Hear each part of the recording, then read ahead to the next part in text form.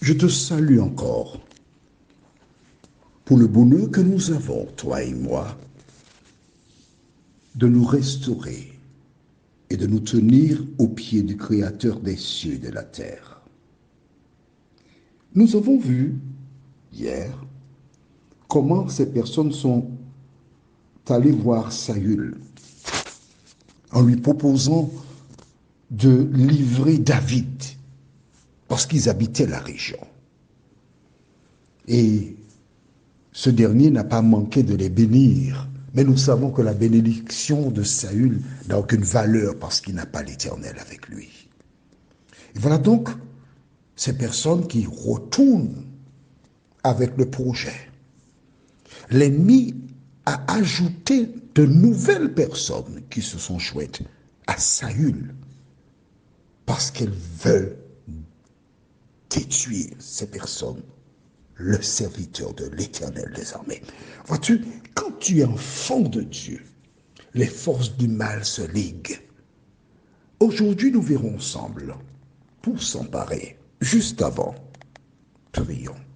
Notre Seigneur et notre Dieu, grande est notre joie, car nous continuons d'avancer avec toi. Nous continuons de compter sur tes promesses. Nous continuons de croire que nous avons toutes choses de l'Éternel des armées. Saint-Esprit, merci de nous accompagner encore.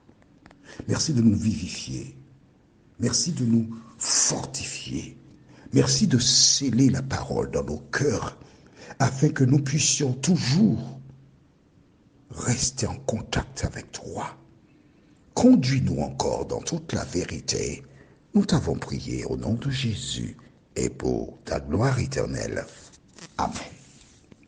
Prenons la Bible, si tu le veux bien, au livre de 1 Samuel, chapitre 23, et nous lisons les versets 25 et 26.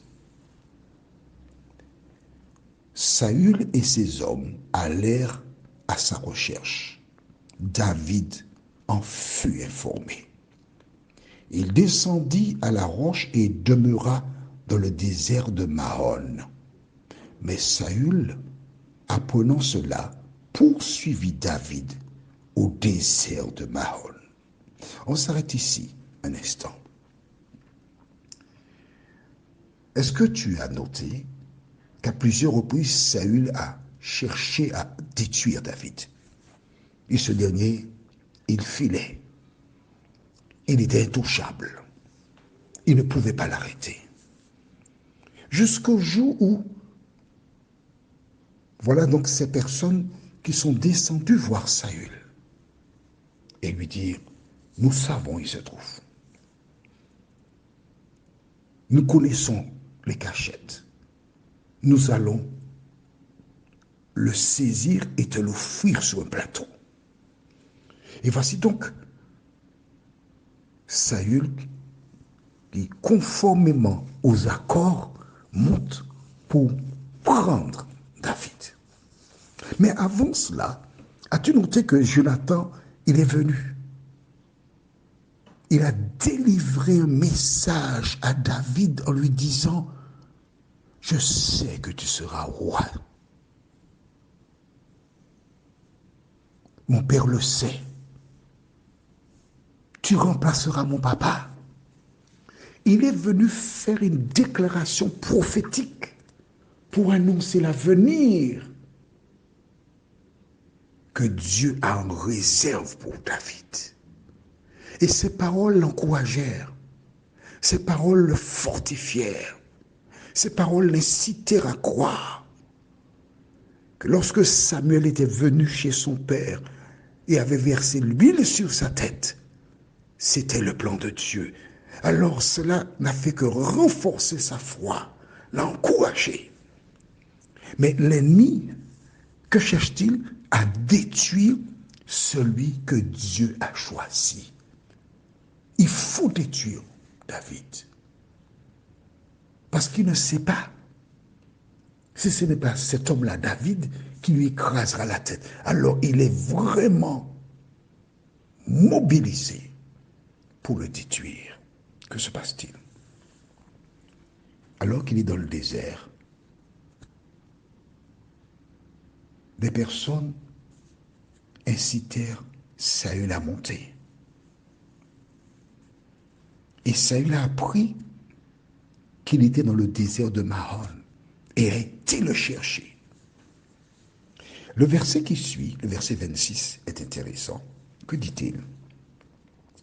Saül marchait de côté de la montagne, David et ses hommes de l'autre côté. David précipita sa marche pour s'éloigner de Saül, mais Saül et ses hommes l'encerclaient déjà, lui et les siens, pour les capturer. Maman, c'est beau. À un moment donné, David et ses hommes regardent, ils voient une nuée de poussière. Qu'est-ce que c'est? Le soleil tapant sur des lances et des épées faisait ressortir quelque chose qui brillait. Et il comprit que Saül était sur le point de les saisir. Alors, il décidait de marcher un peu plus vite. Il pressait le pas. Et il marchait sur un côté de la montagne. Saül était de l'autre côté. Mais en même temps, il regardait à gauche. Il voyait aussi deux personnes du groupe de Saül qui l'encerclaient. L'ennemi frottait ses mains. David et ses hommes, se voyant entourés,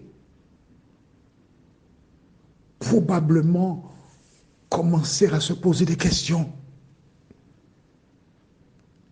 Mais David se rappela une chose, que Samuel était venu chez son père, avait versé sur sa tête l'huile. Il se rappelait en même temps qu'en dehors de cela, il avait affronté Goliath, un géant, au nom de l'Éternel, et il l'avait terrassé.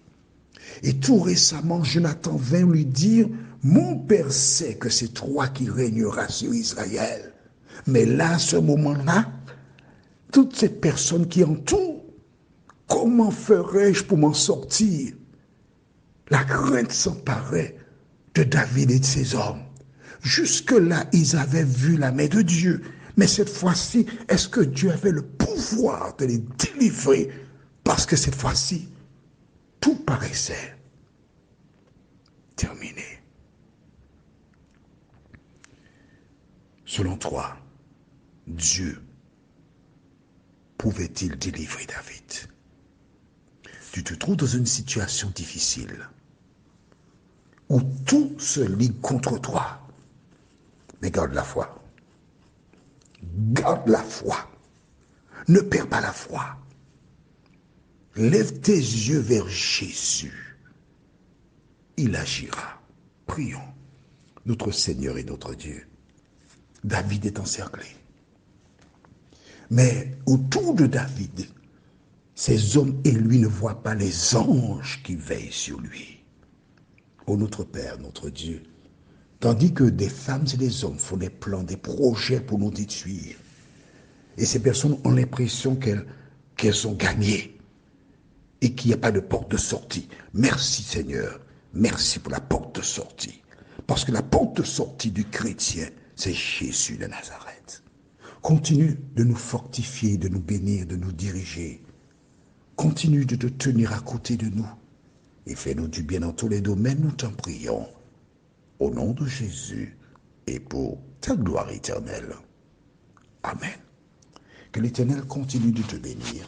Je te souhaite une bonne journée sous son regard.